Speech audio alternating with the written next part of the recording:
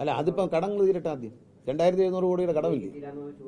ഇല്ല, അതിപ്പം പൈസ വന്നെന്നറിഞ്ഞ ഉടനെ ആനുകൂല്യം തരുമെന്ന് പറഞ്ഞാൽ അങ്ങനെയാണ്. ഇപ്പം ശമ്പളം കൊടുക്കുന്ന തന്നെ എത്ര വർഷത്തിന് ശേഷം ഒരുമിച്ച് കൊടുക്കുന്നില്ല. അതൊക്കെ മതി, തൽക്കാലം അത് മതി. കാരണം എന്തറിയാം, ജീവനക്കാരെ ആനുകൂല്യം എന്ന് പറഞ്ഞ ഒരുപാട് കേസുകൾ തോറ്റുവെച്ചിട്ടുണ്ട്.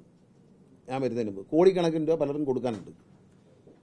ഞാൻ പ്രവർത്തന ലാഭത്തെക്കുറിച്ചാണ് പറയുന്നത്, അല്ലാതെ ലാഭമെന്ന് എല്ലാം ഈ അന്നേരം എന്ന് പറഞ്ഞാൽ ബോണസ് വാങ്ങിക്കാനുള്ള സമയമില്ല. ആകുമ്പോൾ പറയാം. അപ്പോൾ തൽക്കാലം ഇതൊന്ന് മെച്ചപ്പെടട്ടെ എന്ന് ഇരുന്നിട്ടല്ലയോ കാല് നീട്ടുന്നേ.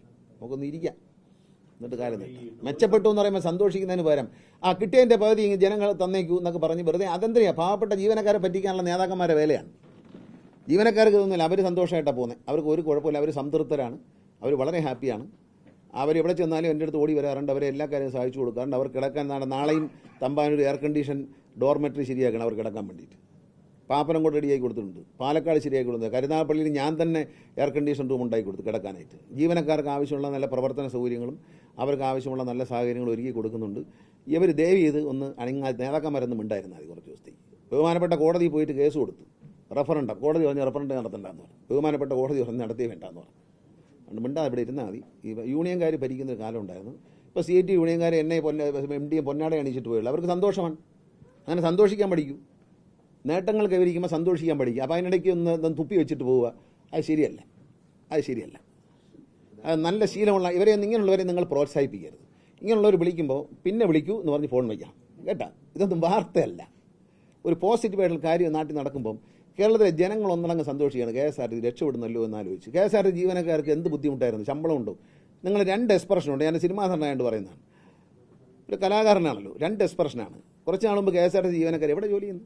KSRTC പൊളിഞ്ഞല്ലേ, നശിച്ചെന്ന് തോന്നില്ലേ എല്ലാം, ശമ്പളമൊക്കെ ഉണ്ട് എന്ന് ചോദിക്കുക. ഇത് സത്യസന്ധമായൊരു ചോദ്യമാണ് ജനങ്ങളുടെ. അപ്പോൾ അങ്ങനെയാണ്, KSRTCയിലാണ് ജോലി. നിങ്ങൾ രക്ഷപ്പെട്ടല്ലേ, നന്നായിട്ടൊക്കെ പോകുന്നുണ്ടല്ലോ, കൊള്ളാം കേട്ടോ, വണ്ടികളൊക്കെ നന്നായിട്ടുണ്ട് എന്നല്ലേ പറയുന്നത്. ഈ വ്യത്യാസം നിങ്ങൾ ചിന്തിക്കൂ. ഇത് എന്നെ കേൾക്കുന്ന ജനങ്ങൾ മനസ്സിലാക്കുമല്ലോ, കാരണം ജനങ്ങളും ജീവനക്കാരും മനസ്സിലാക്കും. KSRTC ജീവനക്കാരെ കാണുമ്പോൾ പൊളിഞ്ഞല്ലേ, ശമ്പളമൊന്നുമില്ലല്ലോ, ആകെ ദാരിദ്ര്യമായില്ലയോ. ഇവിടെ മറക്കരുത്, ഇവിടെ എനിക്ക് ശമ്പളം തന്നില്ല എന്ന ഒരു സഹോദരി എഴുതി കുത്തിക്കൊണ്ട് ടിക്കറ്റ് കൊടുത്ത ദിവസം ഉണ്ടായിരുന്നു.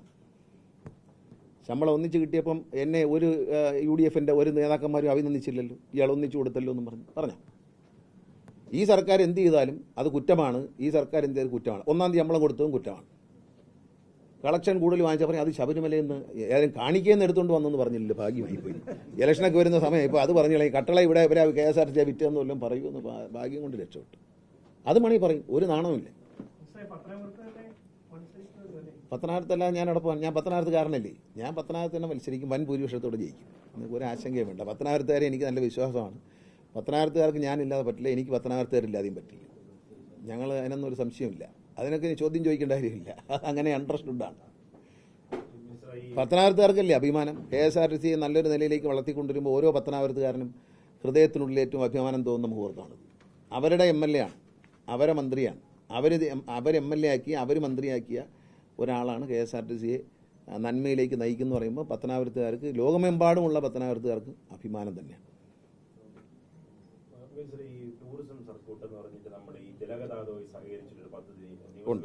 റെഡിയായി വരികയാണ്,